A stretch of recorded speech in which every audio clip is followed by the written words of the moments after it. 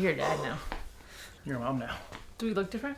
Yeah, we look different. Hey guys, welcome back to my channel. This feels very weird. I haven't filmed a video in I don't know how long, like 4 or 5 weeks. Longest, actually that's not true. I was gonna say longest time since we haven't posted a video, but not true. Which is wild because we're here right after. Wow, okay, I'm not gonna get emotional. Okay, let's just talk about, we're talking about the labor and delivery experience. I know that my video is up and ready and posted and everything, but we wanted to come on and just talk a little bit more about the details that we just didn't get on camera, and there was just so much that went down that, I mean, it was so perfect, and we want to share that with you. And Taz obviously is here because he was part of the whole thing. So where do we even start? Let's start at our last doctor's appointment.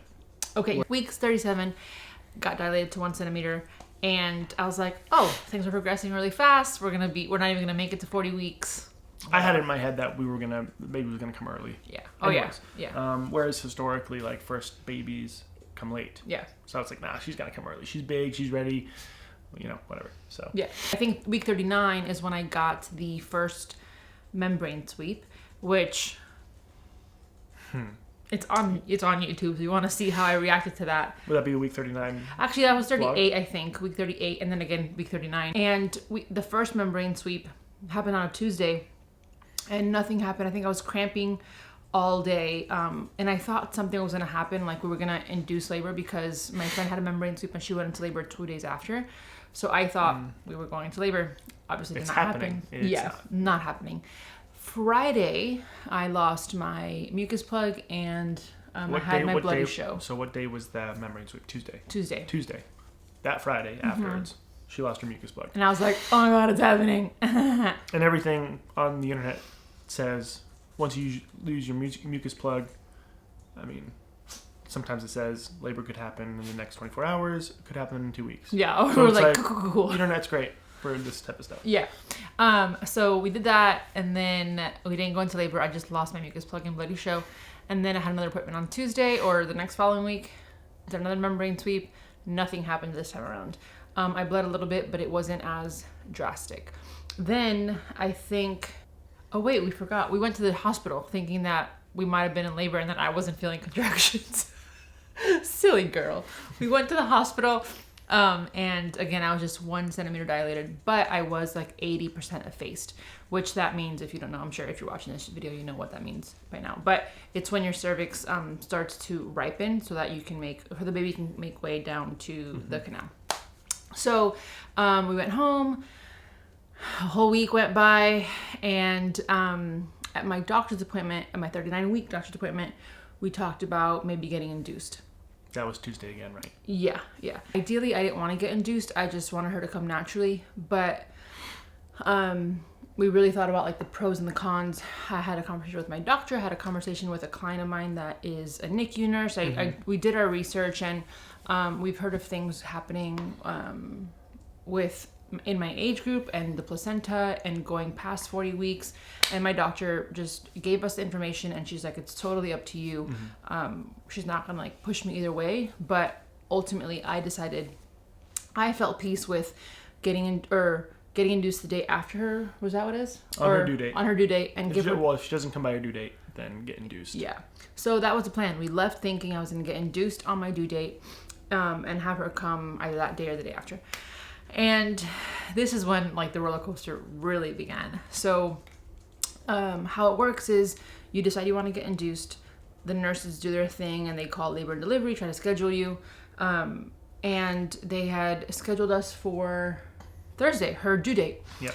And they did give us a warning that we might not be able to get in because it was just like a really busy weekend. Fun fact, apparently that weekend was the busiest weekend of the year, apparently, for childbirth. It's like a known thing. And if you do the math, it's the holidays. So 9 months prior was like Christmas, like between Christmas and New Year's. So we did that, and while this all was happening, I was trying to get her to come naturally, like the curb walking, the different funky positions, eating dates, nothing was happening. So the day before, or the night before we got induced, we got a call at like 9 o'clock. This was Wednesday. Yes, this was Wednesday. Night at 9:30. We were supposed to go in the next morning at 6. Yeah, we were supposed to call them 2 hours prior to see if there was a bed available. That's how it works. So if you're getting elective inductions, sorry, we should probably say this. If you're getting induced electively, you have to call 2 hours before your induction time to see if there are any beds available. That's our hospital's policy anyway. Right. Because there might be people that came in just spontaneous labor and they might not have any beds available. So they called us at 9 and they were like, we're just going to save you the time. You don't have to get up in the morning. We don't have anything available for you. We'll call you when there's something available. And I was like, dang it. Huh? So then that happened. And then we didn't hear back for another day. Mm-hmm. And we were supposed to get induced on Friday. And then they canceled us again. Yeah. And so then... Yeah, actually, they called us back on Thursday saying, okay, we can get you in Friday night. Yes. At like 7 p.m. or something. Yeah.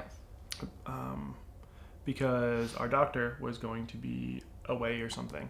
So typically, if they induce you, they bring you in at nighttime because it'll take, obviously, time for the baby to come, and the baby will come next day at some point. Right. So we timed it. We were trying to time it so our doctor could be there. Yeah. So then we get another call saying, we don't have room for you. We'll call you back, whatever. So they called us back, and finally they were like, Sunday, whatever time, doesn't matter because we never made it, but Sunday at X time, you'll be induced. And I was like, great, we finally have the time. We're going to go in, whatever. So then Saturday rolls around and I'm just here hanging out, not really doing anything. And I don't feel the baby moving as much. And I got super anxious about it. I was trying to like not let it get to my head, but it was like 9 o'clock and it got to my head. I told Taz about it and we have a Doppler, so he tried to find her heartbeat. He found it, but I still wasn't feeling her as much. And given our history, we did have a miscarriage. That's what was in the back of my head. I wanted to be safe than sorry. So we told our doctor, she said, just go into the hospital, but know that you're going to walk out with a baby. And we're like, what? Okay. So we end up going to the hospital. We get there around 11. They do the check. She's fine. They hear her heartbeat. It's very strong. Go through triage and everything, get her IV, get checked in. And basically we're in there until the baby comes. Yeah. So this is where the fun begins. So that was around 11:30. They checked us in, started IVs, and she pretty much told us what the plan of attack was for the induction. So the plan was to give me 3 doses of Cytotec. Cytotec is a drug that helps ripen your cervix and sometimes helps you dilate. It's mostly though for your cervix. And then the plan was to do that 3 times every 4 hours and then give me Pitocin to help dilate and the whole Start thing. contractions. Yes. And so I think Cytotec helps you dilate, but then Pitocin helps you contract to help push the baby out. No? I don't think so. Huh? I think I mean, I could be wrong, but I'm pretty sure. It's just to soften the cervix? Yes. Okay. Yeah, because Soften, of what sometimes happened. it helps you dilate. Correct. So the plan was to give me a dose at 1 a.m., which is what I took, 5 a.m., and then whatever. And so we did that, and I specifically asked her, am I going to start to feel anything right away? Like, how is this going to work? And she's like, no, people usually sleep through Cytotec, so you'll be fine. Baby's not coming until tomorrow, late afternoon, maybe even night. And I said, great. Taz goes to sleep. I stay up because I could not fall asleep. So timeline, we got the first dose at 1 a.m. Yeah. I couldn't fall asleep. I was just like, having a baby the next day, so how can I sleep? Sorry, 1 a.m. on Sunday, just to make sure we're like all on the same. Oh, yes. 1 a.m. Yes. Sunday, early Sunday morning. 25th, right. And so I ended up writing her like a letter. I couldn't sleep. Taz was sleeping on the couch. And around 4 a.m, I got up to go to the bathroom. I just peed. The second I peed, or right after I peed, contractions just started out of nowhere. And to give you a little backstory, I never really had any contractions during pregnancy. Like I didn't feel anything. I was having them, but I didn't feel them. Mm-hmm. So I was like, what the F is this? She didn't know what to expect. Right. No Braxton Hicks. I didn't have any like practice contractions or whatever. So I was like, what the frick? I'm going through all these contractions. I wake him up because I just could not do this by myself. And he just helps me. I was like, give me the combs. I have a little timeline on my phone. 4 a.m. we wrote down hell disguised as contractions begin. Like, it was no joke. It hit her like a ton of bricks. Yeah. I was like, give me the combs. Like, Yeah. I was trying to think of all the things that I had learned, like the combs, the gum, like whatever. We put on worship music trying to... For like 5 minutes. Yeah, I was like, I can't. So I was holding the combs and I was laboring on the bed. And then the nurse was like, do you want the ball? And I was like, sure. She got the ball. I'm like bouncing on the ball. Nothing is helping. And the contractions were very, very strong. And they lasted a really long time. And there was no break in between. And there was no break in between. 30 seconds to a minute tops. Yeah. So before the contractions happened, I asked the nurse, will I always get that second dose on schedule, or does something like, if I'm progressing, will we extend the thing? And she said, no, the only way you'll get it is if something bad happens with the baby, if she's not responding well to it, or if you're not responding well to it. And I said, okay, great. So that was around 4:35, around 5 o'clock, 5:15, I think. The nurse comes in, I'm sobbing. Yeah. Because I literally felt like I couldn't do it. Like, I said to him, I don't think I can do this. It was just so painful. And I should say that the nurse wanted us to get for the contractions to be 2 to 3 minutes apart. Mine were 30 seconds apart. So I was not getting any rest at all. And they were just coming. So she walks in and she's like, I'm crying. She's like, talk to me, like, so super like calm, very, and she's like, talk to me. What do you want to do? Just so you know, if you want the epidural, it's going to take an hour until you feel any relief. So we have to give you more fluid so that, blah, blah. So it doesn't take an hour for the epidural to kick in, but from the time she requests it, they have to go through a few steps, like giving her more fluid so the epidural actually works better. Yeah. They have to call the anesthesiologist, and then he has to prep and he has to get everything. So from time she requests it to the time she feels relief is about an hour. So she was like, just plan accordingly. Let me know so we have time. And at this point, I'm like, no, must do this without an epidural. But I'm like literally sobbing. So backtrack a little bit. Okay. About half an hour earlier, the nurse was like, okay, to get these contractions just spread out a little bit, we're going to increase your fluids because having more fluid will help the contractions hopefully spread out a little bit. So she started that about half an hour prior. Then fast forward half an hour, she comes in, goes through this whole spiel. And then she says, what if we do this? What if we check you? Let's check your cervix. See where you're at. And then you can make a decision based on that. And I was like, fine, whatever. So I lay down. She checks me. I was only 2 centimeters dilated. So I was like, F that. Give me the epidural. We had a code name for the epidural. And I was like, elephant. It's like, get the epidural now. I think that was like 5, 4, maybe like, it was a lot. And I couldn't do it. Yeah. I didn't want to do it, I should say. And so then the anesthesiologist comes in, they do the thing. And because the nurse had started her on more fluids half an hour before, it sped up the time that she needed to wait. Yeah. So again, bless she only needed to that wait nurse. like 20 minutes at this point after requesting it. So yeah, the epidural happens. It was fine. It did hurt, I will say. Like, and I don't know if it was the epidural that hurt me or like, because I was having literal contractions while he was trying to, and I was shaking. And you have to stay still so that he can do his thing. But it hurt. Okay, so after that, they lay me down. My blood pressure drops from the epidural. And I just felt really sick. I did not feel any relief. Correction. I felt relief from the contractions. I just felt really, really sick. And then the nurse was like, okay, try to get some rest. Taz goes to sleep. Oh, wait, we forgot a really important part. So during the contractions that I was having, I started throwing up profusely. Like a lot. A lot. And those little bags that they give you, like I went through those, like I don't know what. So throwing up, it was just like a whole thing, a whole mess. And so I figured, I'm probably not gonna throw up anymore because I have the epidural, whatever. 6:30, they also give you the second dose of the Cytotec. Yeah, so they administered it at 6:30 because after the epidural had kicked in, it's like, okay, you're good, let's give you the next dose. That was at 6:30. Between 6:30 and whatever, I'm still throwing up every 20, 30 minutes.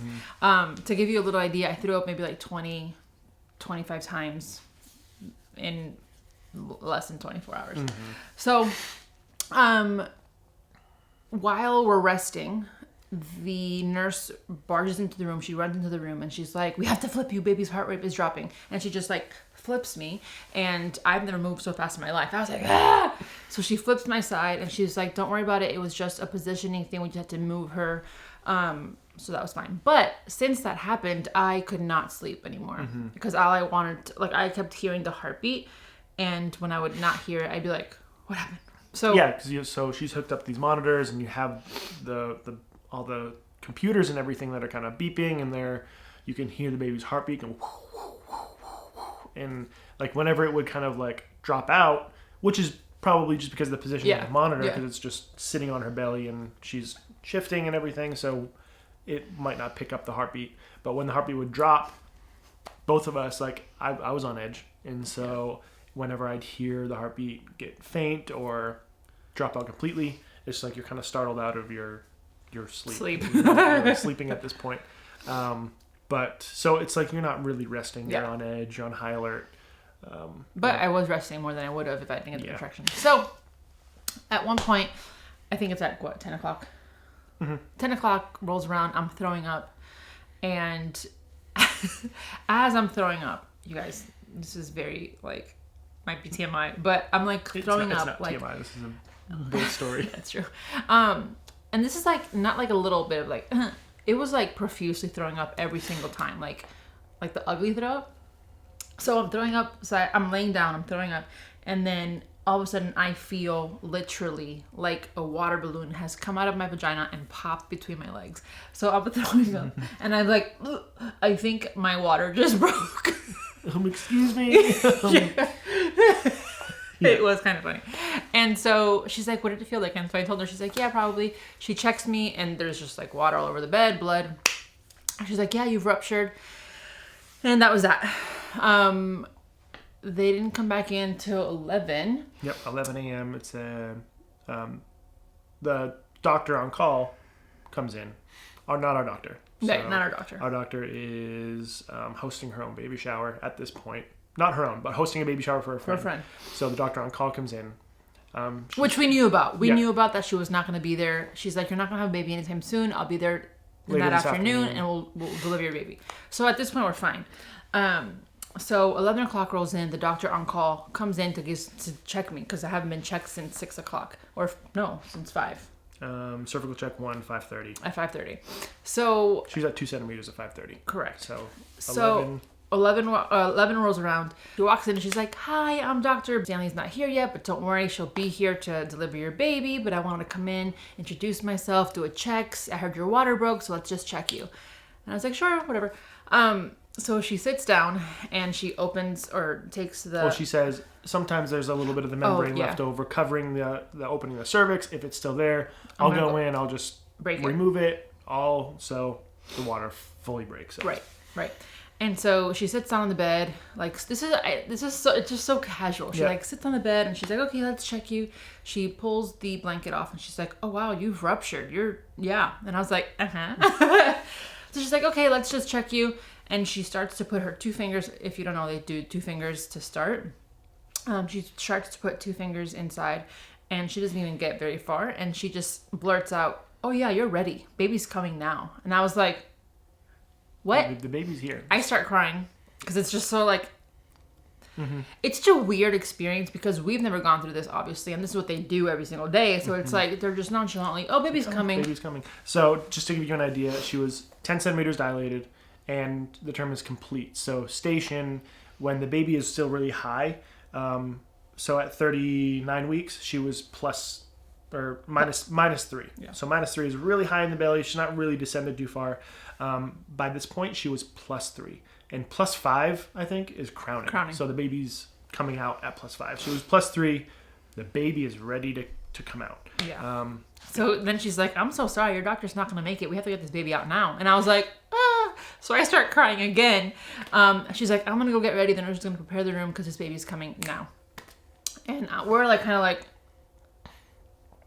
And it's not like the baby's like coming out, but it's like, okay, at this point she's ready to push. So the baby is effectively here. Yes. Ready to come. And I've watched so many vlogs to like prepare myself, and nothing could have prepared me for this because it was so fast. It was nothing like what I've seen.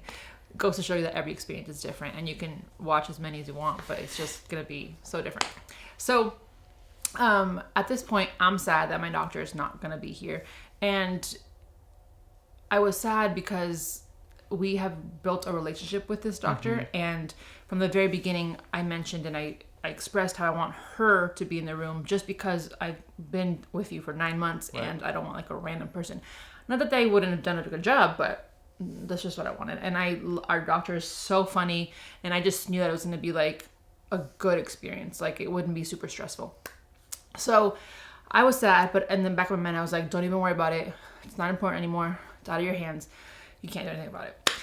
So at this point, the nurses are like prepping the room. The nurse that was with us, I asked her, I was like, so how much time do you think the baby's going to be here? And she's like, 20 minutes or so. And I was like, at this point, what I wanted for our birth was a photographer. I really wanted a photographer just to capture this moment.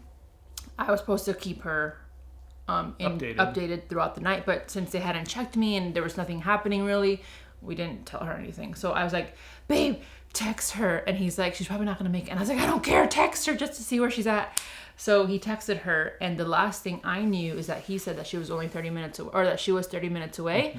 And that was it. And I was like, well, there goes my birth plan. It's not going to work out. And I said, don't worry. Doctor's not going to be here. Photographer's not going to be here. It's all whatever. And I was like, frick, I hate this, but I'm not going to try. I'm trying not to think about it. So I look over to the nurse and I said, so are we gonna text no, I said, do you guys let my doctor know that the baby's coming, or what do you guys? And she said, we're probably not gonna text her because the baby's gonna be baby's coming and there's not gonna be any time for her to get here. They'll let her know the baby's coming, but it's just, yeah, it is what it is. It's a wash. And I was like, okay. As this conversation is happening, the doctor on call walks in, like so funny, like, well, your doctor's on her way. And we're like, what? She's like, your doctor's on her way. She'll be here. Hopefully she can make it, but baby's coming. She's leaving the baby shower she's hosting. And clarify, it's not her baby shower, but she's hosting it for a friend of hers. So I was like, oh my God, I started crying because I'm emotional, like how sweet that my doctor did that. They're getting the room ready. And then at this point, I think we start practice pushing. My nurse was like, we're just going to practice just so you know how it feels. We did one practice push, right? Yeah. So the practice pushing. Oh, no, two. We did two. Some people are like, okay, what is this? What does that mean? Basically, when a contraction comes, they want. Again, this is our hospital and this is our doctor, but our nurses. But you go through 3 rounds of pushing. So you'll push for 10 seconds, let off for a couple seconds, push again, let off, push again, all while a contraction is happening. So you're actually working with your body as the contraction is happening. You're pushing the baby out. So you're just kind of getting the rhythm, and then they're also getting a feel for how fast the baby's descending, if this is going to take a little bit more time, but it kind of just gives the nurses and doctors more of an idea of how the baby is moving while the contractions are happening and while she's pushing. So while we're practicing pushing, my doctor walks in her like baby shower attire, and she's like, what the heck? And I was like, this is your fault. You're the one that like made me do it. It was really funny. Like if you watch the birth vlog, you'll hear a lot of laughter because that's just how she is in our relationship. So she walks in, I start crying, and I'm like, I can't believe you did that. She puts her booties on and her gloves and her mask and stuff, and she's still in street clothes at this point. Like she's still in like a nice shirt, her jeans, but she just has like booties on over her shoes and then gloves and like the face mask. It was really funny. We start pushing with my contractions, and I think I pushed for 15 minutes. And you guys, I was working this part up so much. In your head before? In my head. Yeah, I was like, this is going to hurt. This is going to like, you hear the ring of fire. I didn't feel a thing. That's a lie. I didn't feel any pain. I just got in my head and I was like, use the contractions to push your baby out and just try to be calm, use your breath, the whole thing. It just felt like pressure. I didn't feel any pain at all. It was such a surreal. The whole experience. Yeah. I wasn't even pushing the baby out, but also should note just the fact all these nurses, there were probably at one point 7 or 8 people in the room, and it was so cool to see everybody in their own lane doing their own job, just to make this experience and make this happen. Yeah. Yeah. So we start pushing. Baby's, like, I think he can speak more on this. Baby's head comes out, comes back in with the pushes. Yeah. And then we push, we laugh, we push, we laugh, we push, we laugh. Mm-hmm. And then at the last push, I should say that my doctor, if you watch the vlog, she was an amazing coach. Like, some people might not like it, but I really liked how she encouraged me and just counting down, and she was very loud. It wasn't like it's She was coaching her through this. Yeah. Like, if you think of like a personal trainer, you got this, like, keep going, like 5 more seconds, and it was just like, it was so good. Really good. It was so great. And so she's telling me to push, and then all of a sudden she's like, stop. And she told me to stop because in the previous appointment, she's like, I need you to listen to me so that we can prevent as much tearing as possible. So I also had that in my head. So I was waiting for the stop. So she's like, stop. I'm going to go change. And I was like, what? Because she had to put on like the whole scrubs, basically her entire gown, bigger gloves, everything. Because who knows? As the baby comes out. Right. So anything can happen. At this point, baby's crowning. Like, I have a video of me with the baby, like her head is outside of my vagina. And so I'm standing on her right, holding her leg. I can see everything. At this point, the baby is basically like, her head is this. Yeah. Like, out. So Doc tells her to stop pushing. This will also give time for me to stretch. The vagina to stretch out so there's less tearing. It also gives her time to get ready for the final little bit. Yeah. So I think like maybe 30 seconds passed by, and I was like, I'm not pushing, but it feels like she's slipping out. She's sliding out. So I looked down, she was literally like sliding out. So at this point, all I see is my doctor. She was like changing on this side. All I see her is go like this and like hold my baby's head in. Yeah, she's like holding, and then everybody else is doing their thing. It was crazy. And then all of a sudden they get a towel, and like it starts to be not dramatic, but it starts a little to, like, intense because the baby's coming. Yeah. So all of a sudden she comes in, and then she's like, push, and then she's like, okay, stop, and then she just really pulls the baby out, and all I was waiting for was a cry, and I hear it at first, and it was like a little bit, and I was like, why is she not crying? And then a little bit more, and I was like, why is she not crying? And then she started crying, and then they put her on me, and then, I mean, waterworks. Yeah. It was literally the craziest feeling. Oh, wait, hold on. So as the baby's coming out, they're putting her on me, and all I see from the corner of my eye is our hospital room door, like, blast open, and I see flashes. And I was like, oh my God, the photographer made it. And, like, I'm getting teary-eyed crying about it because it was just the most perfect... Yeah. I mean, God was in that room, and he knew exactly what I wanted, and it, like... Yeah. It happened. So... Yeah. The first photos that our photographer got was, like, the baby coming out. And so what happens is the baby comes out, they put her on her stomach on a towel, kind of clean her up a little bit, rough her up to kind of get her breathing. And those were the first photos before she went on her chest. The first photos of the baby just... in this world. Oh and my gosh. It was just unreal. It was perfect. So that was that. They put the baby on me. She was on me for a little bit. They took the placenta out, or I pushed the placenta out. They stitched How did that me. feel? I don't remember. You don't remember? Because I had Luna on my chest. Yeah. I don't remember. He did see it. I saw a little bit of it. And I do remember him saying like, wow, it is really pretty. People say like the placenta is actually like a nice looking placenta is really pretty. And it is. It's like iridescent. It's like this purplish, bluish, silver on one side of it, of course. And I just remember Dr. Stanley like pulling on the umbilical cord to like get it out. And I just saw it come out, and they put it in this bucket, and it was really cool. Yeah. So. And so they did that. They stitched me up. I did have a 2nd degree tear. I think just because she came so fast. Yeah. There was no like... She pushed... First, my mom, she pushed for 15 minutes. Like, no lie. She started pushing at 11:45. She was born at 12:01. So I think the longer you do push for, the more time your vaginal canal has to stretch out, I would imagine.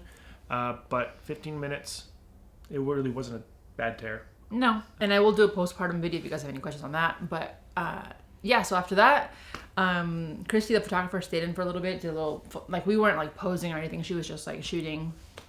us and Doctor went back to her baby shower, Yep. and then we were just in heaven for the rest of our stay. We left the next day, that night, and it was just amazing. The whole experience at the hospital was amazing. The nurses, the doctors were just, we couldn't have asked for anything better. Yeah, everybody was so great. We left Monday night, by the way, Yeah. not Sunday night. Oh yeah, Monday night. We did stay one extra night. Like, So she was born at 12:01, like noon. We stayed that whole night, and then we left the following night. We got home at like 9:30. yeah. So the whole labor was 11 p.m. to 12. So 12-hour Yeah. 12-hour labor. Yeah, and it was great. I honestly couldn't have asked for anything more. Oh, I mentioned this in the vlog, but she passed all her tests, her hearing tests, her vision, all that stuff. And they tell the parents that they want a wet diaper, like a pee diaper, and then a poop diaper in 24 hours of life. At least one of each before we leave the Yeah. hospital. So she was born at 12:01. Homegirl pooped 12 times, which is insane. A lot. They want one. She pooped at 12, and we were a little bit concerned because she didn't go to the bathroom. She didn't pee. So they're like, oh, we'll just wait till noon the next day. This girl peed at 11:40. 11:40. Like on the buzzer. She was wailing. I just remember it. She was wailing. He was changing her diaper. I was changing her diaper. I was like, okay, she's got a poopy diaper. Let me change it. And then as soon as I basically open up the diaper, I see this like bubbling fountain of pee. Just like, I look over a ton now. of pee. I'm like, whoa, there it is. And then she stopped crying right at that point. So it's like, oh, maybe she's just learning how to pee. Yeah. So that was the whole labor vlog again. It was great. I do want to mention though, we come home, we're here for a week. Not even a week. Yeah. 6 days. 6 days. I should say, I did not have any blood pressure problems throughout my pregnancy. No hypertension, no preeclampsia, but I was feeling a little bit of headaches throughout the week, which is normal for me, so I didn't really think anything of it. Then Saturday night, I was feeding Luna at like 2 in the morning. I put her down. I had a headache. I lay down, and then I feel like my head is going to like burn up. It just felt like there was like flames on my head. And so I started praying for like healing and everything. And then I just remember thinking like something told me to get up and go take my blood pressure. So to give you a little bit of backstory, like my blood pressure is usually like between 110, 115, 120, over I don't know, 75 or something like that. Over 70 something. Like every single appointment, they're like, oh, your blood pressure is perfect. I never had an issue. So I take my blood pressure. It's like 2 in the morning. Taz is sleeping, and it says 170 over 110. And I was like, okay. So before I wake him up, I like Google it, and everything's like, go to the emergency room right now. And so I wake him up, and you were so cute. He was like, ow, right? And I was like, babe, I said, babe, I just my blood pressure. It's 170 over 110. And Taz was just like, okay, who can we call? And I was like, we can't call anybody. We got to go to the ER. So we go to the ER. I'm not going to tell you the whole story because it's not important. But all I want to say is that if you feel anything postpartum, headache, anything like minuscule, Out of the ordinary. Yeah, really. I'd rather have you be safe than sorry because it could be fatal. And so it was probably one of the scariest experiences of my life. I had to go in an ambulance. Like, it was so dramatic.